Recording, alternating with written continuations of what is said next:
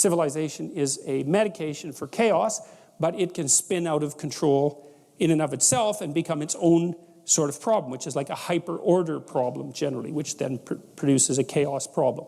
So every solution carries within it certain problems, right? Because no solution is perfect, and so you have to keep things in balance. But it's one of the reasons that I'm really, let's call it irritated about the postmodernists, because they keep yammering about the patriarchy.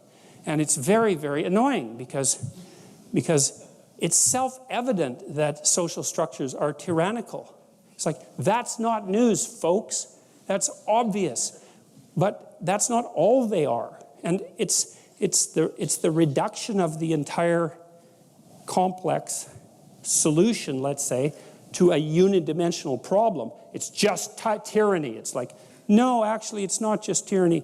If you spent 6 months somewhere that was just tyranny, you'd know the difference very, very rapidly. And that doesn't mean that everyone doesn't give up a pound or 2 or 10 or 20 of flesh to participate, even in a society that's as free as a Western society is. We all get crushed and molded by the tyrannical force of social convention. But at least in principle, the benefit is worth the cost. And then it's also up to you to make sure that you don't sacrifice more to the group than you should. And you can start to tell if you're sacrificing more to the group than you should, because you start to become resentful of other people. That's part of the psychological mechanism that's informing you of that. So it's up to you to fight against the overarching pressure for conformity, to retain your individual logos, let's say. But that's sort of your problem. It's like the group wants you to behave. Now, if you could behave and be creatively productive, so much the better, but that's pretty damn rare. So the group generally tends to settle just for behave, and there's a tyrannical element of that, but what the hell's the alternative? It's, our society is based on consensus, and the consensus is based on the sacrifice of a certain sacrifice of individuality, even though individuality is absolutely necessary as a revitalizing force for the society. It's a very tough thing to manage properly. So anyways, you have your physiological structure as your first line of ordering in relationship to chaos, because your body presents you with the world in a certain way. And then the second line of defense is something like the sociological structure that you inhabit. We could call those the competency hierarchies or something like that.